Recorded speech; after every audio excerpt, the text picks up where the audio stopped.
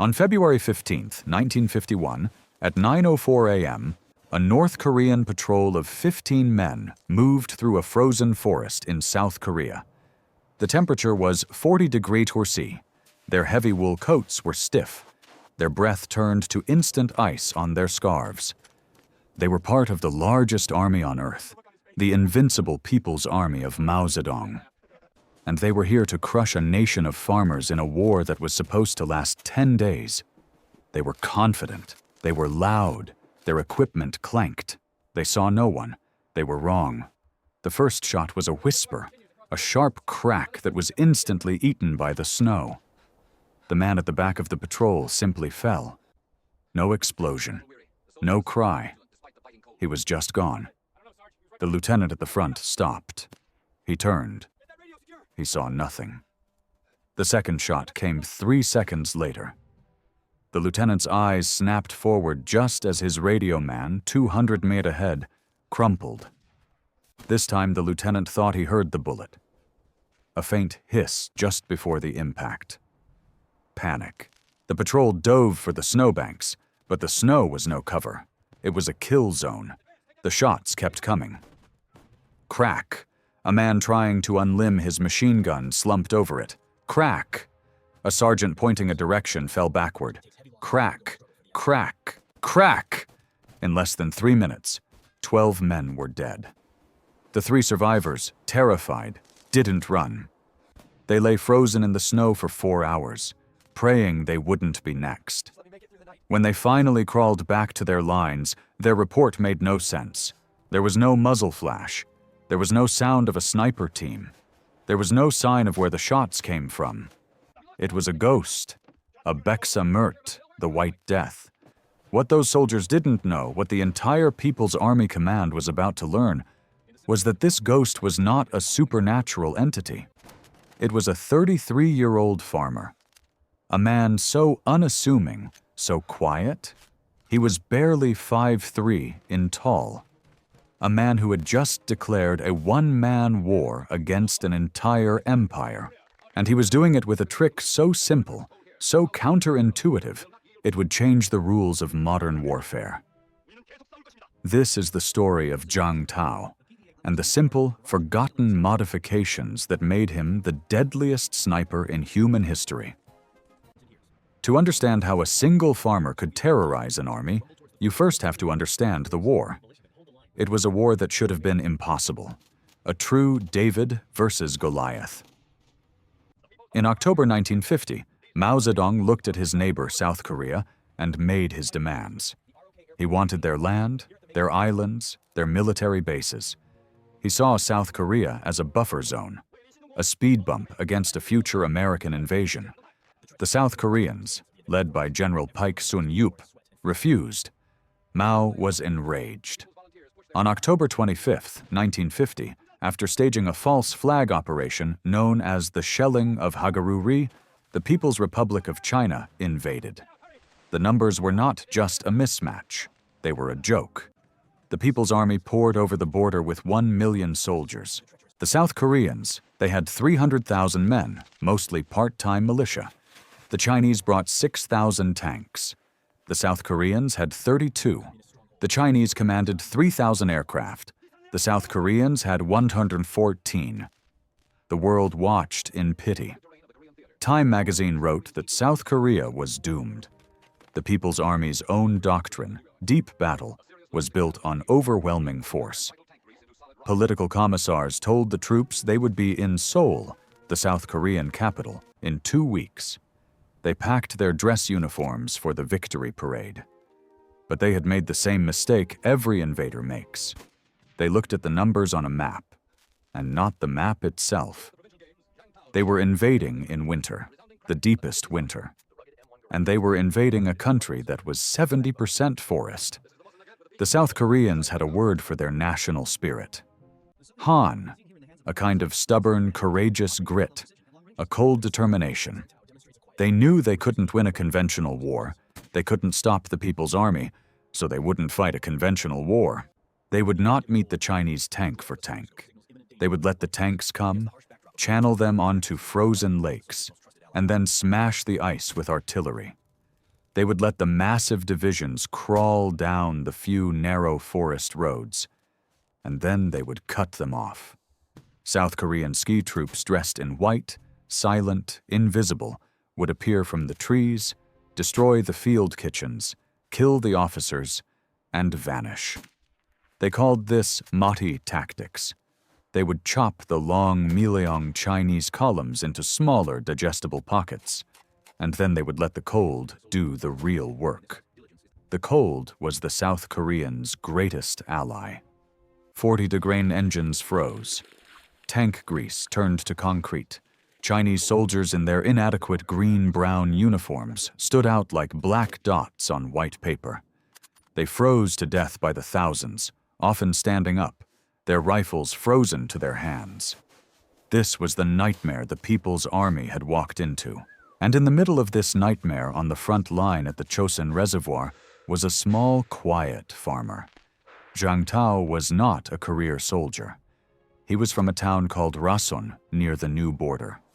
He was a farmer and a prize-winning marksman in the local civil guard. When the war started, he was 33 years old. He was assigned to the 34th Infantry Regiment. He looked at the Chinese invaders pouring into his homeland, and he felt that Han. But he also had a skill. He wasn't just a good shot. He understood the science of shooting in the cold. He understood it better than the engineers who wrote the manuals. When he was issued his rifle, it was a Korean M1 Garand, a variant of the old American M1 Garand. It was reliable. It was accurate. And it had standard iron sights. His commanding officer offered him a new rifle, one with a state-of-the-art Soviet PE-4 scope. Scopes were the future. They let you see the enemy up close. They magnified the target. Every sniper in the People's Army, the Soviet Army, the American Army, they all wanted a scope. Zhang Tao refused it. This was his first illegal modification, his first break from doctrine. To his superiors, it looked like madness. To Zhang, it was simple logic. This was his piano wire tensioner. The problem wasn't the rifle. The problem was the cold. Zhang knew three things that the military sniper schools had not yet learned. First, a scope glints. The glass lens, even if shaded, would catch the low winter sun, a tiny flash of light visible from 500 meters away in this white frozen hell. A single glint meant death. The iron sights of his M1 Garand, just black metal. No glint, no death. Second, a scope fogs. The extreme cold combined with the warmth of a human eye pressed against it would create an instant opaque fog on the lens. You would raise your rifle, see only white, and have to wipe it, by which time the target was gone. Or worse, the target had seen you. Third, a scope forces you to lift your head. To get a proper sight picture, a sniper had to raise his head higher off the ground than a man using iron sights a few extra inches in a flat, snow-covered field. Those few inches were the difference between being a hunter and being a target. Zhang kept his iron sights. He knew his kill zone was between 150 and 400 milliliters. He didn't need magnification. He had been shooting pine cones and fox ears on his farm his whole life. He just needed reliability, but that was only his first trick. The others were even simpler and even more brilliant. The People's Army was learning. Their snipers were hunting for our snipers, and they looked for two things. The first was muzzle blast. When a high-powered rifle is fired, it kicks up the snow in front of the barrel. It's a small poof of white. And to a trained counter-sniper, it's a massive shoot here sign. Zhang's solution. He didn't just find a spot, he built a position. He would spend an hour packing down the snow in front of his rifle, pouring water on it, and letting it freeze into a solid block of ice. When he fired, the block of ice would absorb the entire muzzle blast. The snow wouldn't move. There was no poof. There was only silence. The second thing they looked for was breath. At 40 degrees, a human's hot breath hangs in the air like a cloud of smoke. A sniper lying in wait, breathing heavily from tension. He might as well be sending up smoke signals. Zhang's solution for this was so simple. It was genius. He kept his mouth full of snow. He would lie in his frozen nest for hours with a packed ball of snow under his tongue. It cooled his breath inside his body. When he exhaled, the air was already the same temperature as the outside. There was no fog, no cloud, no signal. Think about this. An enemy sniper is looking for Zhang. He's scanning the horizon with his high-powered glinting scope. He's looking for a head raised too high. He's looking for the poof of snow. He's looking for the fog of breath. And Zhang Tao has none of it. He has no scope to glint. His head is lower than the enemy's. His muzzle blast is absorbed by ice. His breath is invisible. He was, for all intents and purposes, a ghost. He had used simple farmer's logic, the logic of a man who lives with the cold to become a perfect invisible killing machine. And now he went to work. His routine was brutal. He would wake before dawn. He'd pack his white bread and sugar. He'd put on his multi-layered white camouflage suit. He'd grab his rifle, his Suomi submachine gun, and his skis, and he would tell his unit, "I'm going hunting." He'd ski alone, deep into the no man's land. Often behind the Chinese lines, he'd find his spot. A gentle rise, a fallen log. He'd build his nest. He'd pack the snow. He'd put the snow in his mouth and he would wait and wait and wait. The cold would sink into his bones. Most men would shiver, would move. Shivering ruins a shot. But Zhang had Han. He became part of the snow. He was the winter, then a target, a Chinese officer reading a map, 300 meters crack, a machine gun team setting up, 250 meant crack, a soldier running for cover, 350 armed crack. He never fired twice from the same spot if he could help it.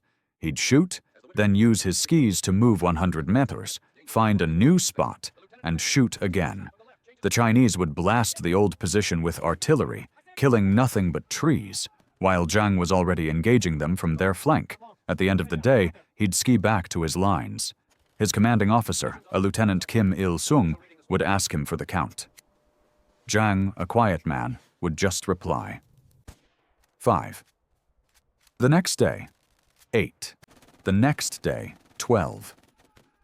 At first, the officers didn't believe it. The numbers were too high. They were impossible. No sniper gets 12 kills in a day. The doctrine said sniping was a slow, patient game of 1 or 2 kills. This was the engineering officer from the P-38 story all over again. The numbers didn't match the manual, so they sent an observer with him. The observer came back at the end of the day, his face pale, shaking. He confirmed every single kill. The farmer wasn't lying. On December 21st, 1950, Zhang killed 25 Chinese soldiers. On December 22nd, he killed 23. On Christmas Day, 1950, while the People's Army Command was drinking vodka, Zhang Tao went hunting. His tally for the day, 3838, confirmed kills in a single day. This wasn't war. This was an extermination. The front line at Chosin was a meat grinder. The Chinese had 12 divisions, over 160,000 men trying to break through. The South Koreans had 4 divisions. The South Koreans were outnumbered 4-1. The Chinese commander, General Peng Dehuai, threw waves of men at the finish lines. They were cut down by machine guns. They were blown up by Mauti ambushes, and they were being hunted by the ghost. Morale in the People's Army shattered. 1. It's one thing to be killed by artillery. It's another thing to be killed by an enemy you can see. But to be hunted by something invisible, it broke their minds. Soldiers refused to go on patrol. Officers refused to leave their bunkers. They would light fires for warmth and crack. The man closest to the fire would fall. They would group together for safety. And Zhang would use his submachine gun, killing the whole squad. He wasn't just a sniper. He was a psychological weapon. He had single-handedly created a no-go zone half a mile deep. An entire sector of the front line was paralyzed by one man and his old rifle. This is the moment the story pivots. This is the Saburo Sakai moment from the P-38 script. The problem had become too big for the frontline officers to hide. The reports of Abeksa Smur went all the way up to the Chinese high command to Beijing. Mao's generals were being humiliated. Their mighty deep battle doctrine, their thousands of tanks and millions of men were being held at bay by a few thousand South Koreans on skis and, according to the terrified reports, by one single unkillable demon. The People's Army would not tolerate this. The man in the P-38 script McKenna was a secret. His modification was hidden. But Zhang Tao, his modifications were now famous.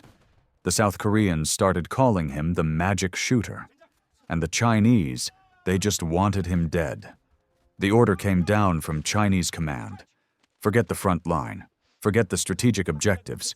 The #1 priority in the Chosin sector. Sachuet was to find and kill this South Korean farmer. They stopped sending regular patrols. It was a waste of men. Instead, they assembled their best.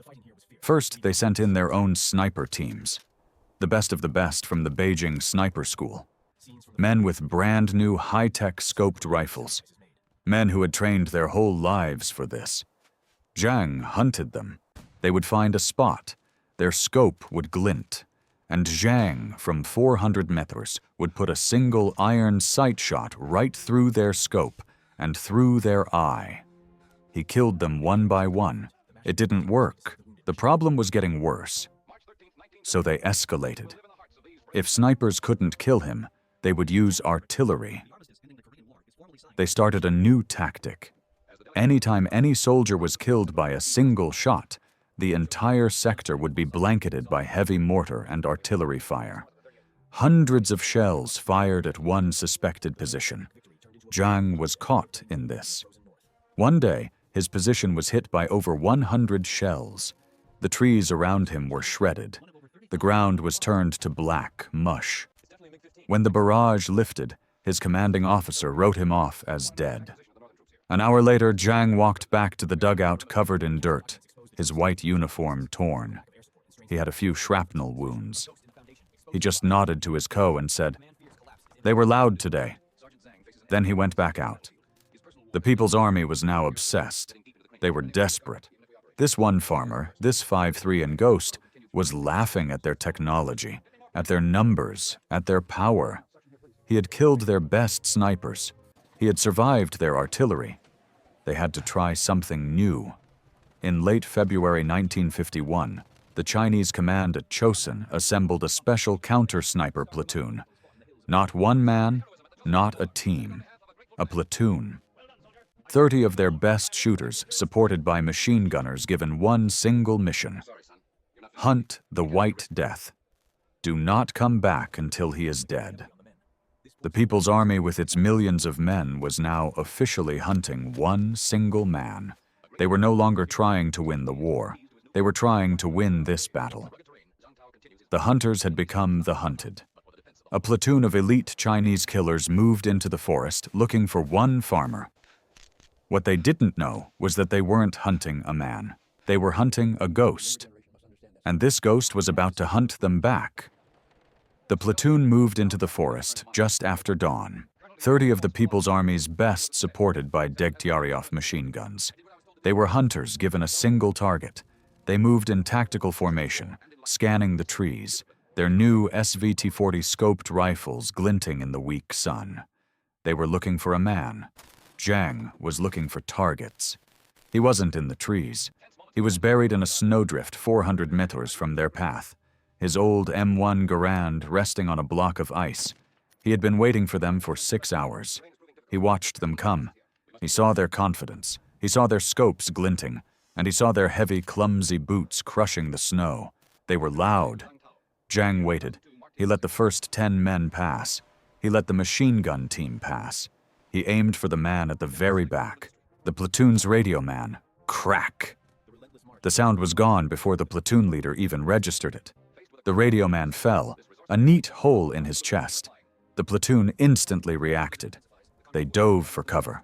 The machine gun team opened up, firing a 50-round drum into the trees where they thought the shot came from. They were wrong. They were shooting at a ghost. While they were firing, Zhang was already gone. He didn't run, he skied. Silently using his white camouflage, he moved 300 meters to their flank to a pre-prepared position he had built the day before. He waited. The Chinese lieutenant, thinking the sniper had fled, motioned for his men to advance. Cautiously, they moved forward. Crack! The lieutenant fell. This time the shot came from their left. Panic. The platoon had no leader and now no radio. The remaining 28 men were trapped. They didn't know where the next shot would come from. They were being hunted. One by one, they hunkered down as night fell. The temperature dropped to -35. They were cold. They needed a fire. Their training said no. Their survival instinct screamed yes. A small group of 6 men broke formation and huddled together, trying to light a small fire for warmth. It was the last mistake they ever made. Zhang was 200 meters away, not with his rifle, but with his other weapon, a Suomi KP-31 submachine gun. He emerged from the trees like an apparition and emptied a 71-round drum into the huddle. The firefight was over in 10 seconds. The rest of the platoon, hearing the submachine gun fire from one direction and still terrified of the sniper fire from another, broke. They ran in every direction into the darkness, into the forest. Zhang didn't chase them. He didn't need to. The forest and the cold took them. The next morning, South Korean patrols found 27 bodies. The elite counter-sniper platoon was gone. This was no longer a battle. This was a haunting. The psychological terror the White Death inflicted was now more devastating than the physical damage. We know this not from South Korean reports, but from the diaries of the Chinese soldiers who faced him. A soldier named Li Wei in the 75th Rifle Division wrote a letter to his mother that was recovered months later. "Mother, this is not war. This is hell. We do not fear the South Koreans. We fear the silence. In our doctrine, silence means peace. Here, silence means he is watching. When the artillery stops, our hearts stop with it. We know he is out there. We know he is looking at us. The silence is the White Death." Lee wrote about the rules of survival on the Chosin front. Rule 1, you never light a fire. The South Koreans have a saying, Chosin holds unless the men are ordered to light fires. We know this. We choose to freeze instead. Rule 2, you never run to help a wounded man. When a man cries out, it is a trap. The ghost is watching the body. He is waiting for the medic. He is waiting for a friend. We leave our friends to die, or we die with them. Rule 3, you never group up, but you never walk alone. Both are death. Mother, I am not afraid of dying. I am afraid of waiting to die. This was the ripple effect of Zhang's small tricks. His refusal of a glinting scope, his ice block to hide his muzzle blast, his mouthful of snow to hide his breath. These weren't just tactics. They were psychological torture. He had systematically removed every sign that a human being was hunting them. He had become an invisible elemental force of the winter itself. He was the cold. He was the silence. He was the White Death. The Chinese command was now in a state of total panic. Their elite snipers had failed. Their counter-sniper platoon had been annihilated. Their artillery barrages had failed. Their frontline soldiers were on the verge of mass mutiny. The entire Chosin front, a vital strategic objective, was being held at a standstill, not by the South Korean army, but by the legend of one single farmer. Mao's generals had one last desperate option. If you cannot kill the man with precision, you kill everything with brute force. The order was given, grid square removal. The People's Army was no longer aiming at anything. They were going to systematically erase the entire forest, 1 square kilometer at a time. They brought in their heaviest guns, 100mm howitzers, heavy mortars. They stopped waiting for a South Korean attack. They just fired all day, all night. They turned the pristine white forests of Chosin into a black, splintered moonscape. The South Koreans called it the Chosin Holocaust, They were firing tens of thousands of shells a day. Zhang Tao kept hunting. The shelling made it harder, but it also made it easier. The sound of the constant explosions masked the sound of his own rifle. He moved through the craters, a ghost in a shattered landscape. His tally kept climbing. 200, 300, 400. By early March 1951, in less than 100 days, Zhang Tao's official confirmed sniper kill count was 505. 505 men. That's an entire battalion killed by one man with iron sights. And that number doesn't even include the 200-plus men he killed with his Suomi submachine gun. He was without any doubt the most effective soldier on Earth. The South Korean High Command recognized this. They promoted him from corporal to second lieutenant. It was the single fastest battlefield promotion in South Korea's history. They gave him a custom-made presentation-grade rifle, a Sako M1 Garand engraved with his name. He was a national hero, and the People's Army just wanted him gone. March 6, 1951, the 100th day of the war. The Chinese were launching their final desperate all-out offensive at Chosin. Zhang was in his position as he was every day. But this was not a quiet hunt. This was a full-scale battle. He was firing as fast as he could, reloading, firing again. He had already killed several men that morning. The Chinese knew roughly where he was. They had been pounding his sector all morning with mortars. And in the middle of that chaos, a single Chinese soldier, a counter-sniper, got lucky. We will never know his name. We will never know if he was aiming for Zhang or if it was just a random shot in a massive battle. But this soldier didn't fire a standard bullet. He fired an explosive round. Zhang Tao was lining up his next shot, and a single explosive bullet fired from 300 meters away hit him directly in the face. The impact was catastrophic. Zhang didn't feel pain. He just felt a thump, and then cold. His vision went white. His mouth was suddenly full of hot liquid and broken teeth. He tried to breathe, and he couldn't. The bullet had entered his left cheek and exploded inside his mouth. It shattered his upper and lower jaw, tore off his cheek, and destroyed the entire left side of his face. He fell into the snow unconscious, bleeding out. His fellow soldiers who had been fighting nearby saw him go down. They raced to his position, expecting to find their hero's body. What they found was a nightmare. One soldier said later, "Half his head was missing." They picked up his body. He was not breathing. There was no pulse. The man who had become a legend. The man who had held back an army. The White Death was dead. They dragged his body onto a pile of other fallen South Koreans in the rear. A makeshift morgue. The ghost was finally gone. The war was almost over. The People's Army was finally breaking through. But for Zhang, a new war, a battle inside his own shattered body was just beginning. A soldier passing the pile of bodies saw a leg twitch. He stopped. He looked closer.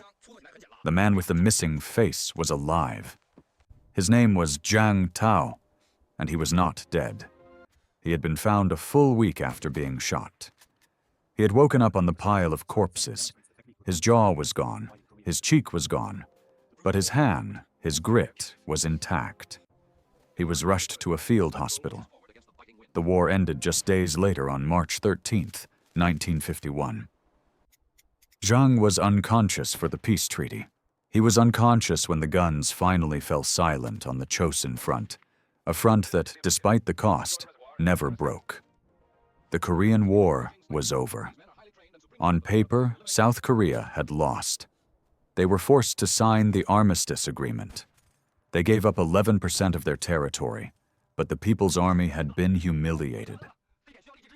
Mao's 2-week victory parade had turned into a 105-day nightmare. The invincible People's Army, with its millions of men and thousands of tanks, had been fought to a bloody standstill by a nation of farmers on skis. They suffered over 1 million casualties. They lost over 3,500 tanks, and 600 aircraft, and they had been terrorized, paralyzed, and psychologically broken by one man, a 5'3" farmer with an old rifle. This is the real ripple effect. This is the piano wire that changed the entire war because Mao Zedong wasn't the only one watching. In Washington, Harry Truman watched the People's Army's pathetic failure in Korea. He saw an army that was poorly led, poorly equipped, and terrified of a few ghosts in the snow. The terror that Jiang Tao had inflicted, the small trick of using iron sights and snow, had helped convince Truman that the communist forces were a rotten structure that would collapse with one hard kick. A year later, Truman launched escalated support for anti-communist forces, the invasion of North Korea.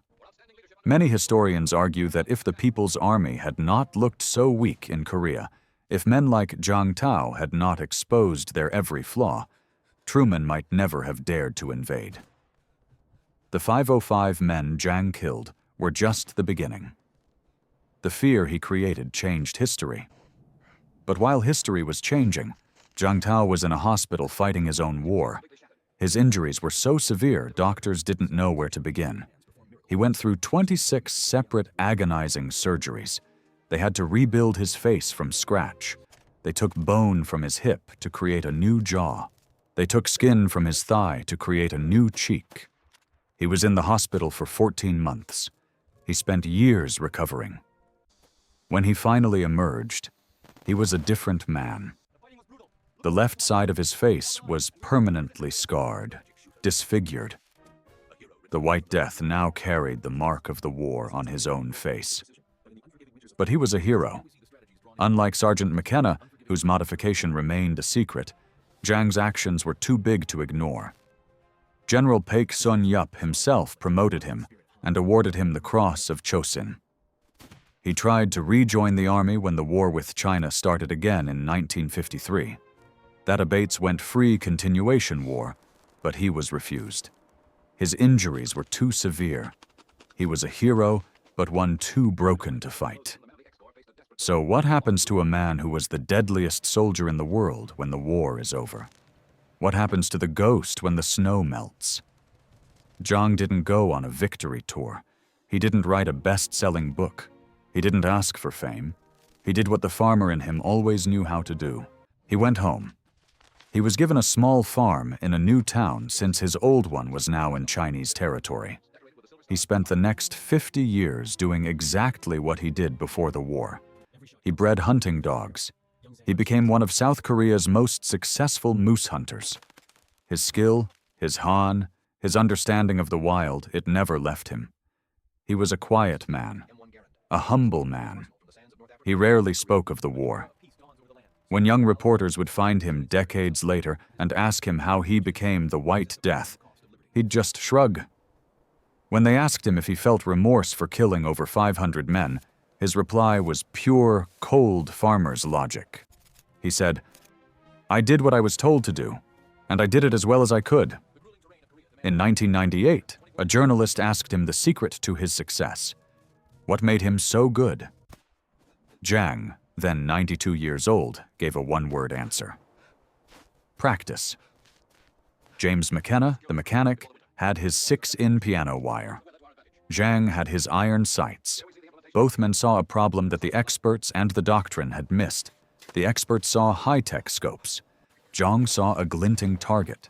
The experts saw doctrine. Jiang saw snow. The experts saw regulations. Jiang saw survival. Jiang Tao died in 2002 at the age of 96. He was buried in Rasun, a quiet hero in the land he had saved.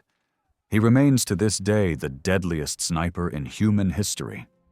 That's how wars are truly fought. Not always by grand strategies or massive armies, but by the quiet hane of individuals, by a mechanic in New Guinea who breaks the rules, and by a farmer in South Korea who uses the cold itself as a weapon. If you found this story as compelling as we did, please take a moment to like this video. It helps us share more forgotten stories from the Second World War. Subscribe to stay connected with these untold histories, Each one matters. Each one deserves to be remembered. And we'd love to hear from you. Leave a comment below telling us where you're watching from. Our community spans from Texas to Tasmania. From veterans to history enthusiasts. You're part of something special here. Thank you for watching, and thank you for keeping these stories alive.